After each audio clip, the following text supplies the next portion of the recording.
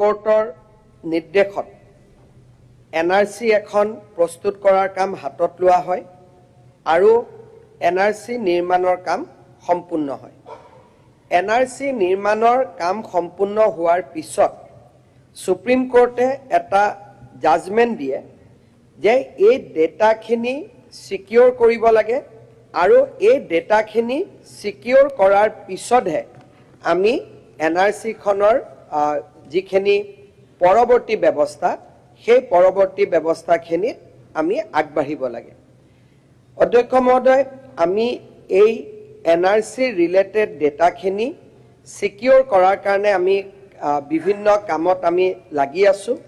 আৰু মই আশা কৰো যে অহা 8 পৰা 12 মাহৰ ভিতৰত সিডেক বুলি সেন্ট্ৰেল গভৰ্নমেন্টৰ এজেন্সি এটাই কাম কৰি আছে তেওঁলোকে এটা ইনফৰমেশন সিকিউৰিটি ম্যানেজমেন্ট সিস্টেম এটা নিৰ্মাণ কৰিছে আৰু এই আইএছএমএস পলিসি অনুসৰি এনআৰসি ডেটা সুৰক্ষিত আৰু সংৰক্ষিত কৰি তেওঁলোকে গুটেই ব্যৱস্থাটো 8 পৰা 12 মাহৰ ভিতৰত সম্পূৰ্ণ কৰিব পাৰিব আৰু স্বাভাৱিকভাৱে 8 পৰা 12 মাহৰ ভিতৰত সম্পূৰ্ণ হোৱাৰ পিছত এনআৰসি ৰিজেকশন স্লিপ বা acceptance slip ji buliya nokho kiyo tak ami dibo parim অধ্যক্ষ মহোদয় ইয়াত এটা এইখিনি হল এটা অফিচিয়াল যেটো বক্তব্য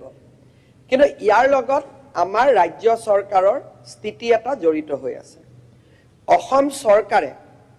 যিখন এনআৰসি নিৰ্মাণ হল সেই এনআৰসি খনক আমি চূড়ান্ত বুলি ভবা নাই কাৰণ আমি ভাবো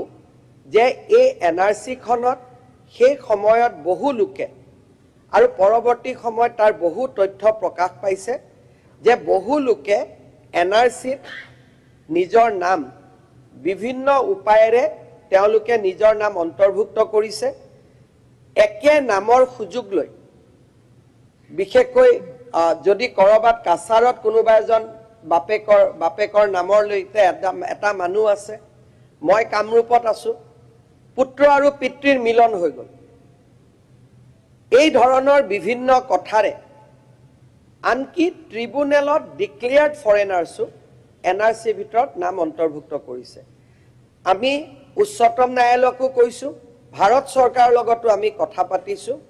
যে অসমত এনআৰসিৰ পুনৰীক্ষণৰ এটা আমাক সুবিধা দিব লাগে আমি তেওঁলোকক কৈছো যে 20% নাম সীমান্ত জিলা আৰু 10% নাম আমাৰ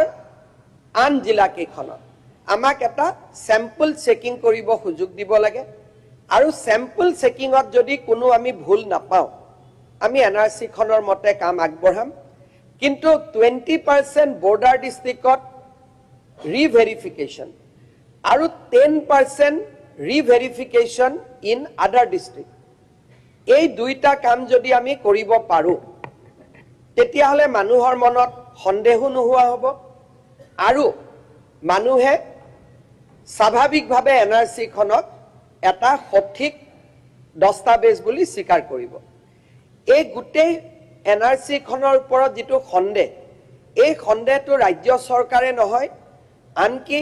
সদৌ অসম ছাত্ৰ সন্থা আৰু আন সংগঠন সমূহে অন ৰেকৰ্ড তেওঁলোকে জনাইছে যে এনআৰসিৰ প্ৰক্ৰিয়াত আমি সম্পূৰ্ণভাৱে সন্তুষ্ট হ'ব পৰা নাই গতিকে ৰাজ্য চৰকাৰে আমাক এখন সম্পূৰ্ণ শুদ্ধ ৰাষ্ট্ৰীয় নাগৰিকপঞ্জী প্ৰস্তুতকৰণ কৰি আমাক দিব লাগে অধ্যক্ষ মহোদয় এই বিষয়বিলাকে প্ৰায়ে সুপ্ৰিম কোৰ্টত গৈ থাকে কেইদিনমান আগতে ভাৰতৰ মহামান্য সুপ্ৰিম কোৰ্টে এটা বিশেষ জাজমেন্ট দিয়ে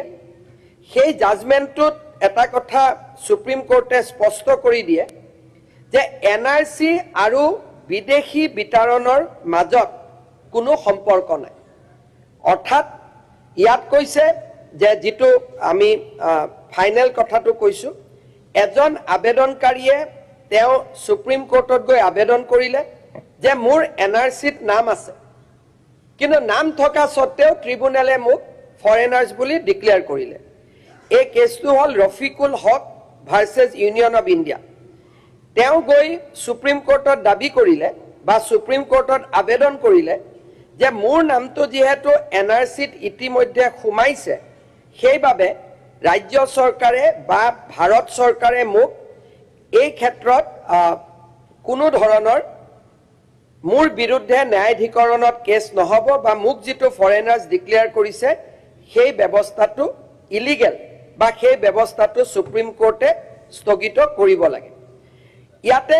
সুপ্ৰিম কোৰ্টে তেওঁলোকক কলে ইন্টাৰিম প্ৰথম ষ্টে আছিল তাৰ পিছত সুপ্ৰিম কোৰ্টে কলে the inclusion of the name of the appellant in the draft NRC would have no bearing on the order passed by the tribunal অৰ্থাৎ ফৰেনাৰ ট্ৰিব্যুনেলে নিজৰ ৰাস্তাত যাব এনআৰসি নিজৰ ৰাস্তাত থাকিব এনআৰসিত নাম থকাৰ পিছতো সন্দেহৰ ভিত্তিত ৰাজ্য চৰকাৰে ফৰেনাৰ্স ডিটেকশন কৰি থাকিব পাৰিব কোনোবা সাৰ্কেল অফিচাৰ এজনে এনআৰসি এখন বনাই দিয়া মানে ৰাজ্য চৰকাৰৰ হাত ভৰি বন্ধ হৈ না যায় আমি বিদেশী চিনাক্তকৰণৰ কাম এনআৰসিত নাম থকাৰ পিছতো আমি বিদেশী চিনাক্তকৰণৰ কাম আমি অব্যাহত ৰাখিব পাৰিম অধ্যক্ষ মহোদয় কেতিয়াবা আমি চৰকাৰক কথা কওঁ মহামান্য সুপ্ৰিম কোৰ্টে সিটিজেনশিপ 6A এৰ ওপৰত এটা জাজমেন্ট দিলে জাজমেন্টত কলে যে 1971 will be cut off তাক আমসুৱে আদৰণি জনালে তাক